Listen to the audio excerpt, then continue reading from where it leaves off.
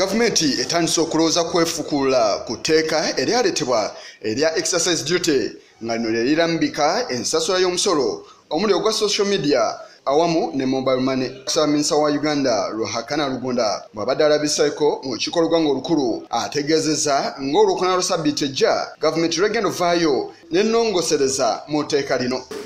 Government is now reviewing the taxes, taking into consideration the concerns of the public and its implications on the budget. The review is being expedited to ensure that the government presents an amendment of the Excise Duty Amendment Act 2018 to this August House for debate on Thursday next week. Ono okuvaayo bw'ati kiddiridde omukulira w'olukiiko olw'eggwanga olukulu omukyala Rebecca Lutwala Kadaga okutegeeza nga bw'ayagala okunnyonnyolwa ku tteeka lino. It's a vital part of the Constitution, the right to the economic rights of the population. I think we need to examine that. It also touches on the Access to Information Act.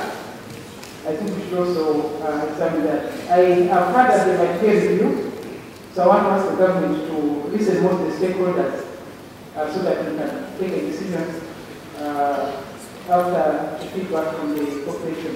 Abaka ab'enjawulo balaze obutali bumativu eri abantu be bakiikirira bwe bategeezezza nga bizinesi ezitali zimu bwe ziggaddwawo olw'ensonga y'omusolo guno, newankubadde nga Ssaabaminisita asuubizza okudda ssabbiiti ejja n'ennongosereza empya, naye kino tekimatizza ababaka abatali bamu. Abakulembeze abatufuga bakadde nnyo bali disconnected ku mbeera.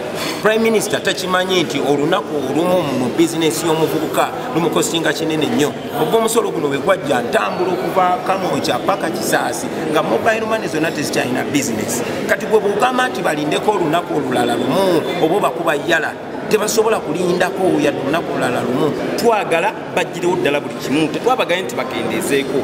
Twabagambe bajjewo buli kimu. Bino ebintu by'okutusiriwaza wano ne badda wano ne batufuula paalamenti eno okubanga ya kisirusiru yakubeeramu basiru tudde wano tusalewo ebintu bo bakole ebyabwe. Prime Minister ayogera birala, President ayogera birala, ne n'asayina engolabya ddala nga naye nyini mukadde ebintu takyabitegeera. Tukutegeeza kyekiseera uveeyo omanye nti kati ffe abavubuka tutaamye tusobola okukola kyonna kyonna ekisoboka ddala ng'okutta awatulu. Omukuriza w'olukiiko olw'eggwanga olukulu Rebecca Lutwala Kadaga ensonga eno agyongezaayo okutuusa olunaku olw'enkya bw'ategeezesa nti agenda kwebuuza ku bannamateeka ba paalamenti okumanya ki ekyandikoleddwa mu kadde nga kano. Wabula ye Ssaabaminisita ategeezeza nga kati watasaanye kubeerawo kyankyukakyuka, bannansi basaanye okubeera nga bagenda maaso n'okusasula omusolo guno. Wabula ku nsonga za minisita avunaanyizibwa ku by'ensimbi n'okuteekerateekera eggwanga Matiya Kasaija okuvaayo n'assa olukongolo ku paalamenti okuyisa etteeka lino, omukuriza w'olukiiko olw'eggwanga olukulu Rebecca Lutwala Kadaga atadde ku nninga minisita ono okujja okwetondera paalamenti. The minister will not come here and apologize. Yes. If he does not apologize, we shall not handle anyone of the Ministry of Finance in this house. No.